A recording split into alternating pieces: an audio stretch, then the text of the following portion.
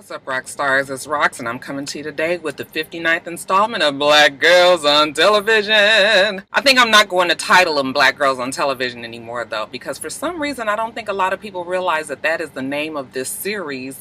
I mean, if you guys watch it regularly, you do know, but those of people that are actually searching to just watch reviews, they don't know that that's what the name of the series is. So it'll still be Black Girls on Television, but I'm going to have to put the regular titles ahead of the Black Girls on Television moniker so everybody know what the hell, how to find me. Anyway, you guys, How to Get Away with Murder is back, and I was happy to see my girl Annalise. I tell you, I love me some Viola Davis. Anyway, you guys, let's get to it, shall we?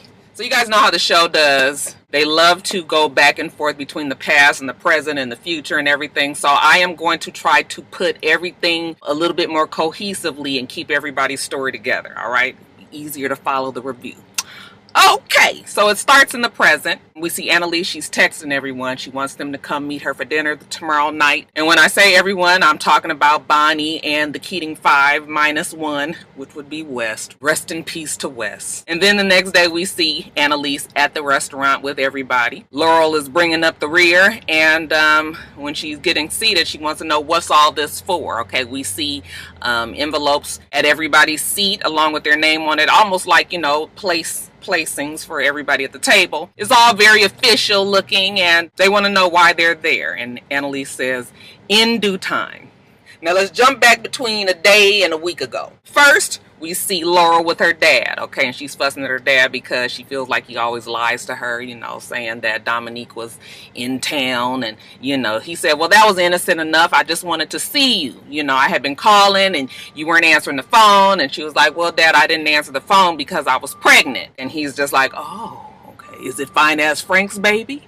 And she was just like, it doesn't even matter because I didn't keep it. I got an abortion. And please do not tell Mom. Okay. Daddy says, okay, I won't tell her. But let's take a selfie. I was just like, that's all we gonna talk about this abortion? Anyway, they get somebody to take their picture. Old sneaky ass daddy and old annoying ass daughter. Then we see Oliver and Connor, and side note, Connor, what about his new look, y'all? I was looking at him. At first I didn't even recognize him. And then I was looking, I was like, I wonder if I like this new look or not. I mean, he definitely looks younger. They got rid of that 5 o'clock shadow. I got the weight of the world on my shoulders look that he's always had. And he looks like he lost weight, and I almost feel like he got a little nipping and tucking somewhere. I mean, then his face just completely looked different, but maybe it's just because he doesn't have all that facial hair and we can just see his face. But anyway, Connor is still a cutie, but yeah, Oliver and Connor, they're there, and Oliver, wants to get married to Connor, and Connor is hemming and hawing. It's clear that he does not want to get married right now. He gets the text message, the group message, telling them to come to dinner the next day, and he's just like, I gotta meet Annalise. You can tell he doesn't want to go. Oliver was like, well, we could go elope, okay? You ain't got to show up at all, but there's no way that you can stand up Miss Annalise's invitation to dinner. Connor will be going. Then we see Michaela and Asher. They're out buying a mattress, so their relationship is still on. I love them together, even though I know a lot of people don't, okay? She's so fucking intense. It's nice to see that he is like the yang to her yin, okay? And that he, kind of can relax her up a little bit, the comedy relief. While they're there at the mattress store, though, they both get text messages again from Annalise, come on to dinner the next day, and he was like, well, maybe this is a good thing, okay? Maybe she didn't go to jail. And Michaela, Debbie Downer, she was like, or it could be, the Last Supper before we all go down. Then we see old Fine Ass Frank and Bonnie. Side note, we know that Bonnie and Fine Ass Frank are together in real life. They are a cute little couple, okay? I tell you, that Fine Ass Frank, though, I just wish he would get all his gruff and beard magic back, but he's still Fine Ass Frank. Anyway, he's showing her a new office space that he has found for Annalise and Bonnie, and Bonnie's like, I don't know, we don't even have the money yet. Annalise still doesn't even have her license. She's got to go to court. We can't afford this. And he was like, don't worry about it. I got it all covered. And she was just like, that is not the way to win Annalise back. And he was just like, well, anyway, what you doing tomorrow? Let's go to dinner. She's, oh, I can't go. I got to go to a dinner with Annalise and the kids. Fine Ass Frank was not invited, but he's like, that's okay. I'm going to get back on their good side. It's just going to take a little time. And I'm about tired of Fine Ass Frank feeling like he has to live his whole fucking life for Annalise. Okay, enough is enough. And then lastly, Miss Annalise. So we see her on the plane, and she is going to visit her mother. She meets a gentleman by the name of Desmond, and Desmond is interested. But it's, some lighthearted flirting, very casual. I didn't even think Annalise was paying much attention to him. When she gets to her mom's house, her mama is happy to see her. She's happy to see her mama. It's just a beautiful thing. All right, they sit down to dinner, mama, daddy, sister, and Annalise.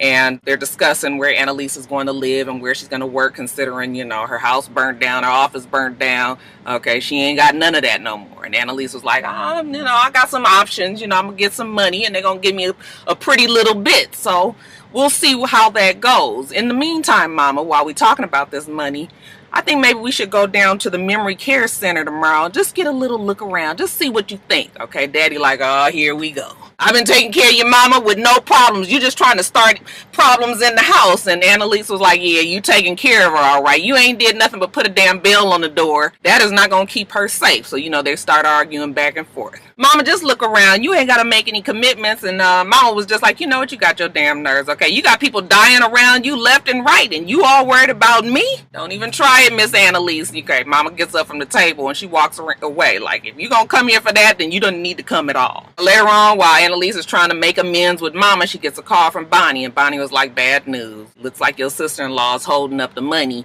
because she is contesting who is the true owner of the house. So now we don't get no money. Everything is frozen. Well, now there is some stress in Annalise's life. She wants to help her mother. She's looking around. I said, ooh, Annalise, the girl, don't get drunk. You know how you do. Okay, so she's trying to find a AA meeting in the area, and then she reaches in her purse and she see old Desmond and slipped her his number in her purse. Okay, old Desmond was smooth with it. Was that his name, Desmond? Yeah. Next scene, we see Annalise. She's at the hotel. She meeting old brother Desmond at the hotel in the lobby. So he sees her and he says, oh, you want to get a drink? And she was like, I didn't come here for no drinking. I was like, well, Annalise, you only fast.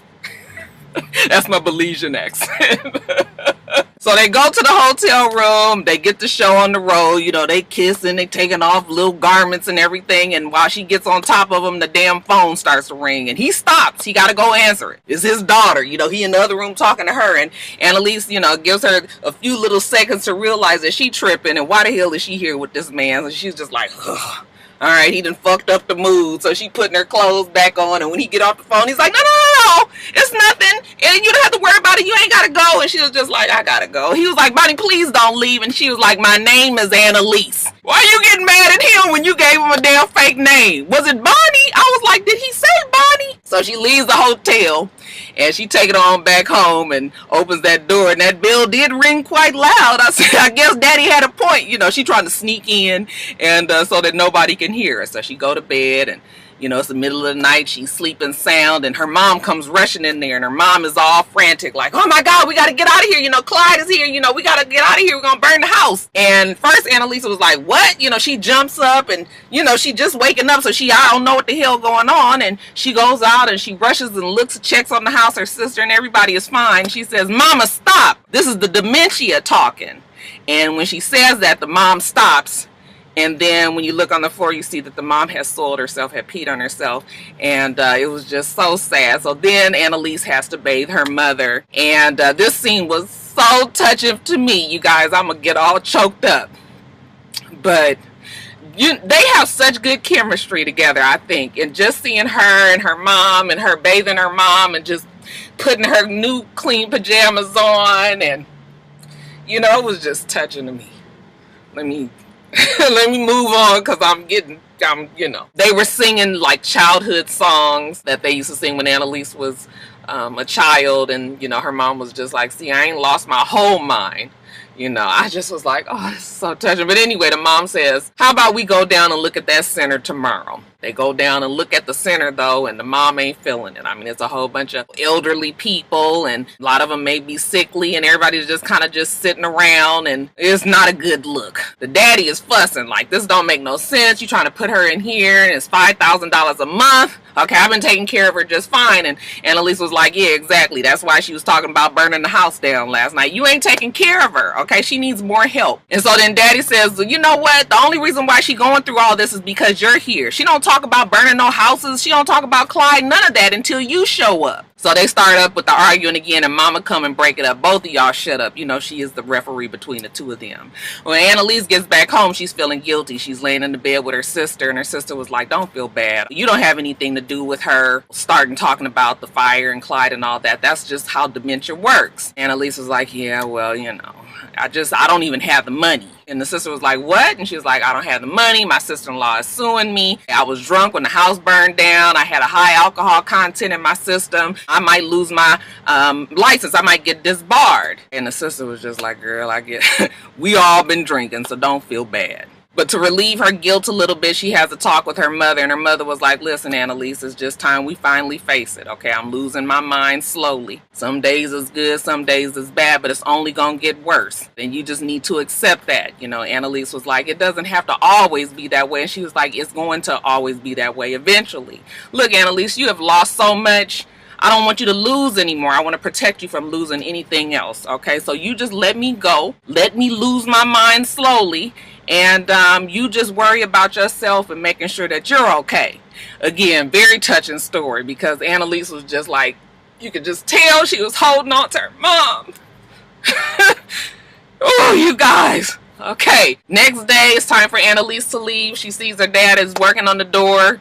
Is that really her dad? I keep saying that, but I'm not quite sure. I think it is, and she just don't like the nigga. Anyway, he's at the door, and he's working on the bell. He was like, I know it's not much. I'm changing the lock. She don't have a key, and that's the best I can do. And she was just like, listen, it's all on you. I'm going to leave her in your hands. You take care of her. Make sure she stays safe. I better not hear anything other than that. And so she's leaving out, and he turns around, and he's like, oh, I can't take it no more. I'm sorry for what Clyde did to you. And you can tell, even underneath that tough-ass, mean exterior of Annalise, that did touch her. That meant something that he said that. But she recovers quickly, and she tells him, I will text you when I land. Now, this is when we catch up to the present. We see Annalise text the group text message telling everybody to meet her for dinner. Then we see Bonnie and Annalise at the hearing, the probation hearing for Annalise, and it ain't looking good. One of the men on the panel is saying you had a high alcohol content in your system. You were on probation. You were not supposed to drink. Somebody else reminds her that you told me specifically if I get caught drinking again that I am to take away your license. Do you remember that? And Annalise says, I do remember that, but I'm just begging that you guys give me another chance. I mean, I lost my house, I lost my husband, I lost my business, I have lost everything. I promise to you I won't do it again if you guys just give me another chance. So then we're at dinner, and like I said, the gang is all here, okay? And again, why are we here? Annalise said, well, I had my probation hearing today, and I got my license back. You know, I'm back in business, okay? So Asher was just like, oh, shit, well, then this is a celebration, you know, bottles. Laurel then chimes in, oh, I'm not going to be drinking because I'm having a baby, okay? She rubbed her stomach, and I was just like, it gets on my nerves. You know, and everybody was just looking like, girl, you ain't really trying to have that baby, are you? But whatever. I felt real bad for Annalise. You know, she could tell she was sad about that baby, but she got over it. And then she tells everyone, well, the reason why we're here is those are you guys' recommendation letters. I am going to let you guys all go, be fresh and free and prosper. And you would think that they would all be happy with that, but nope, that's not what they want. Okay, Michaela was just like, you got your fucking nerves. Okay, I came here to be you, and now you trying to send me away. You don't get to tell us when you done with us and when we done with you. Connor was just like, wait a minute, what you getting all mad for? I thought this is what we wanted, but it ain't what Michaela wants. Okay, she pissed off. She picked up the bottle and she says, I hope you have a terrible rest of your life, and she storms off. Asher got to go tend to his old stressful ass girlfriend, but he does tell Annalisa, maybe you don't need to invite us all out to dinner to dump us. So he goes off after her, and then Connor was just like, well, I guess I better go too. And Laurel had then already walked off. You know, she was over it too.